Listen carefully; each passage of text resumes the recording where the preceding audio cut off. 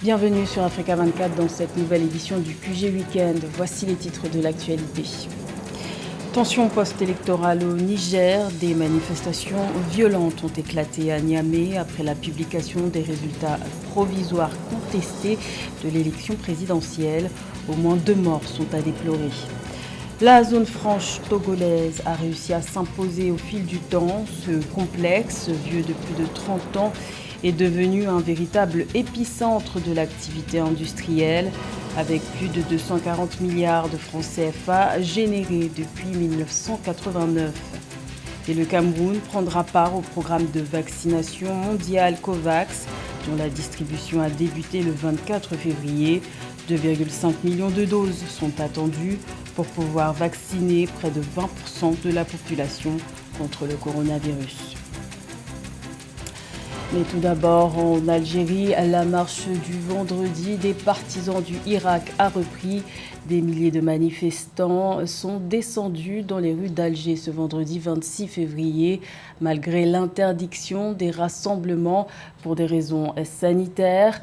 La reprise des marches hebdomadaires pour contester contre le régime se fait 2 ans après la première marche du Irak qui a débuté le 22 février 2019 et 1 an après l'arrêt des manifestations à cause de la pandémie de Covid-19.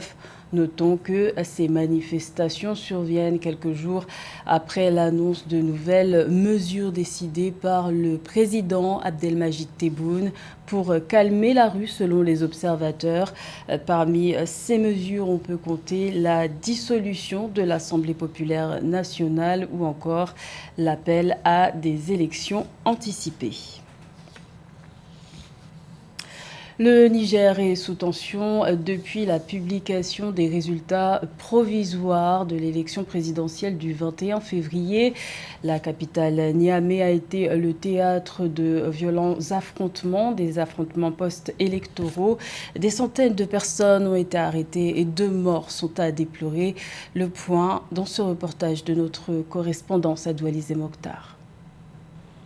Au Niger, les manifestations contre l'annonce de la victoire de Mohamed Bazoum, candidat du parti au pouvoir, se poursuivent. La situation reste toujours tendue entre opposants et forces de l'ordre à Niamey, la capitale du pays, 48 heures après la proclamation des résultats par la CENI. À Losagungu, un quartier de Niamey, des centaines de manifestants ont vandalisé et saccagé plusieurs domiciles privés, dont celle appartenant au journaliste Moussa Kaka, promoteur de la radio et télévision Saronia et correspondant de RFI à Niamey. Derrière, ils ont cassé tous les frigos, tous les climatiseurs sont cassés, donc ils ont défoncé, et puis voilà ce qui s'est passé. Comme dégâts matériels, bon, ce qui s'est passé, c'est l'agression qu'il faut condamner en fait, quoi. C'est l'agression, quoi, parce qu'ils sont venus tuer, brûler. Et c'est moi qui cherchais, c'est ma personne qui cherchait. Bon, moi, je suis un individu, je suis un journaliste. Le travail de journaliste, je le ferai même demain. Faisant le bilan des manifestations qui secouent Niamey et plusieurs villes du pays, depuis la proclamation des résultats du second tour de la présidentielle, les autorités ont annoncé 2 morts. 468 personnes ont été interpellées. D'autres personnes sont activement recherchées dans le cadre de ces troubles, selon les autorités. Les auteurs de ces exactions, de ces forfaits, on a interpellé un certain nombre d'entre eux, y compris certains hommes politiques. Et le principal responsable, il est recherché. Mais comme à ses habitudes, il est en fuite. Mais on le trouvera. Pour rappel, depuis la proclamation de Mohamed Bazoum vainqueur du second tour de la présidentielle avec 55,75% contre 44,25% pour le candidat de l'opposition Mahaman Ousmane, des violentes échauffourées opposent les militants de l'opposition aux forces de défense et de sécurité. Des heurts qui s'accompagnent d'actes de vandalisme et de pillage visant les biens privés et des domiciles appartenant à des supposés proches du pouvoir. À noter que pour la seconde journée consécutive, l'Internet est toujours bloqué dans tout le pays, particulièrement à Niamey, la capitale. La zone franche togolaise favorise le développement économique et industriel. En 3 décennies, ce complexe industriel a généré 240 milliards de francs CFA d'investissements cumulés, un cadre qui favorise les exportations ainsi que la création d'emplois. Plus de précisions avec Amenedj. Dans l'objectif de promouvoir le développement économique et industriel, les exportations ainsi que la création d'emplois, la zone franche togolaise a cumulé sur une période de 30 ans des investissements chiffrés à 240 milliards de francs CFA. Une importante manne financière attirée et matérialisée par l'implantation et le développement de plusieurs entreprises. Le Togo, qui est à l'ère de la mobilisation des ressources additionnelles, voit en cette opérationnalisation un stimulant de croissance économique puisqu'elle permettra d'améliorer les indicateurs relatifs à la liberté économique. Selon le gouvernement togolais, ces entreprises éligibles à des avantages au cordon douanier ainsi qu'à des avantages fiscaux que leur procure leur statut privilégié sont tenues de destiner au moins 70% de leur production à l'extérieur. À noter que la zone franche togolaise, c'est 15 392 agents employés et contribuant à hauteur d'environ 68 milliards de francs CFA au PIB. On peut également ajouter le fait que l'économie togolaise, c'est une économie qui se base sur les services aussi. On a l'économie togolaise à import, la réouverture des aéroports avec l'idée de web de l'aéroport de Lomé. Donc, ces activités font qu'on peut tranquillement continuer par faire des estimations dans des scénarios optimistes. Par ailleurs, le Togo va vers l'opérationnalisation de l'agence de promotion des investissements et de la zone franche qui sera chargée d'assurer efficacement l'administration du nouveau code des investissements. Le Mali va recevoir 58 millions de dollars de la part du Fonds monétaire international. Cette enveloppe arrive à point nommé puisque le Conseil national de transition a adopté un nouveau plan d'action gouvernementale en début de semaine. Plus de détails avec Joël-Marie Ballot.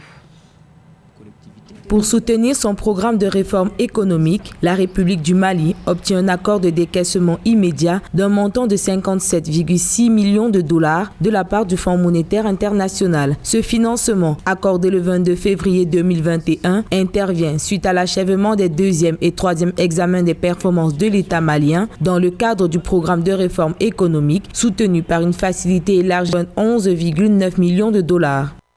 La confluence des crises sanitaires, économiques, sociopolitiques et sécuritaires a posé des défis politiques. Les autorités ont à juste titre recentré les priorités politiques sur la lutte contre les crises sanitaires et économiques, la réduction des dépenses non prioritaires et la prise en charge temporaire des déficits budgétaires plus élevés.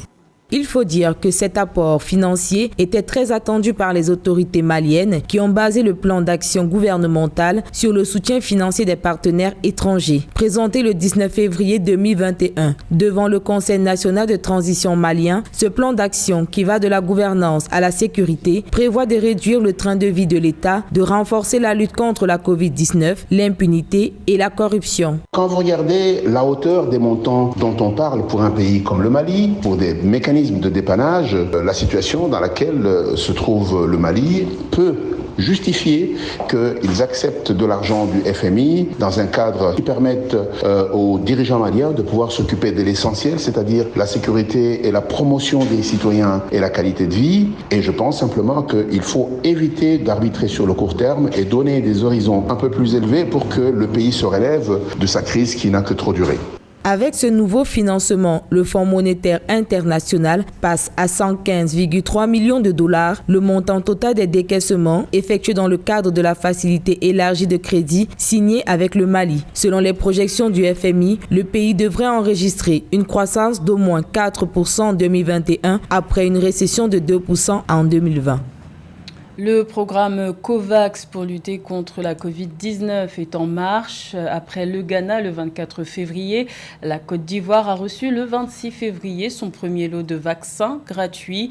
Le Cameroun fait aussi partie des pays bénéficiaires et devrait recevoir prochainement son premier lot constitué de 2,5 millions de doses de vaccins anti-Covid-19. Un sujet de Joël-Marie Ballot. En réponse à la pandémie de Covid-19, le Cameroun va recevoir 2,5 millions de doses de vaccins acquis à travers le dispositif COVAX. Avec cette première vague, le gouvernement camerounais pourra lancer son plan de vaccination au profit de 20% de sa population. Le corps médical, en première ligne dans la lutte contre la Covid-19, sera le premier à en bénéficier.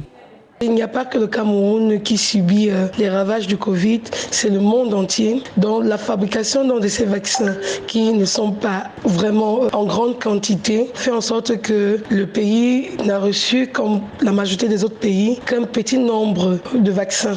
Cette livraison représente le début d'une grande fourniture de vaccins dans le monde. Pour le Cameroun, ce sera le moment de juger de l'efficacité du vaccin dont le nom reste inconnu. Par la suite, l'État devra établir un arrangement sur financement pour l'obtention des vaccins au profit des 80% de la population restante. On va se contenter des 20% et pouvoir maintenant trouver des stratégies pour pouvoir faire vacciner les personnes nécessiteuses et aussi anticiper pour des livraisons futures de ces vaccins. Nous faisons quand même confiance à l'OMS et à ces organismes qui actuellement se battent corps et âme pour lutter contre cette pandémie qui ne fait que faire des ravages. Pour rappel, la facilité COVAX est un processus qui vise à fournir en 2021 des vaccins contre le coronavirus à 20% de la population de près de 200 pays. À travers cet effort, 2 milliards de doses de vaccins anti-Covid-19 seront reparties dans le monde. La 22e Coupe d'Afrique des Nations de football U20 se poursuit en Mauritanie. Le Ghana et l'Ouganda ont été les deux premiers demi-finalistes en s'imposant respectivement face au Cameroun et au Burkina Faso. Retour sur ces deux quarts de finale avec Philomène Tiné. L'équipe du Cameroun, qui a terminé en tête du groupe A avec un record de 100%, s'est inclinée face au Ghana lors des quarts de finale de la CAN U20 2021. Les deux équipes ont terminé le temps normal de jeu sur un score nul de 0 but partout.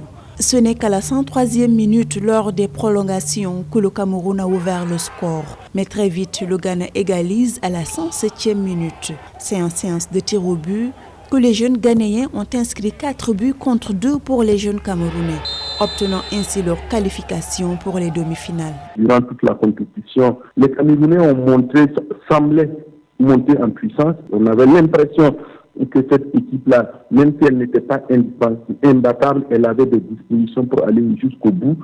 Malheureusement, vous savez que cette équipe est tombée sur le Ghana. Et en matière de compétition de jeunes, quand vous regardez l'histoire du football africain, le Ghana c'est quand même une référence, même sur le plan mondial. Et dans la gestion du match, on a eu l'impression que les Camerounais ont été quand même quelque peu déroutés. Ils ont cru que les choses allaient passer facilement comme les autres adversaires, mais le Ghana a su les contenir. L'Ouganda a aussi obtenu son ticket pour les demi-finales face au Burkina Faso lors de la deuxième rencontre de ces quarts de finale de la CAN U20. Les deux sélections se sont neutralisées 0 but partout lors du temps réglementaire et des prolongations. Finalement, l'Ouganda est venu à bout du Burkina Faso au tir au but par un score de 5-3. Mais je crois qu'on est exactement dans la même configuration qu'avec l'équipe du Cameroun. Vous savez que le Burkina est quand même champion africain au niveau des Jeux de Rabat. Mais dès le début du match, on a vu quand même que l'Ouganda était beaucoup plus forte qu'on le pensait. C'est vrai, elle a manqué de puissance au niveau de la finition et peut-être de précision, mais défensivement, je crois que cette équipe ougandaise a montré quand même qu'elle pouvait aller loin. Les matchs des demi-finales de la CAN U20 2021, auxquels devront participer le Ghana et l'Ouganda, se joueront le 1er mars prochain. Et toujours concernant la Coupe d'Afrique des Nations de football U20, le carré final est désormais connu. Le Ghana affrontera la Gambie. La Gambie qui a tenu en échec la Centrafrique en quart de finale ce vendredi. Et l'Ouganda jouera contre la Tunisie qui a éliminé le Maroc en quart de finale. Les deux matchs se joueront ce lundi 1er mars. Ghana-Gambie à 16h GMT et Ouganda-Tunisie à 19h30 GMT. C'était le journal de la rédaction. Merci de l'avoir suivi. L'information continue sur Africa 24.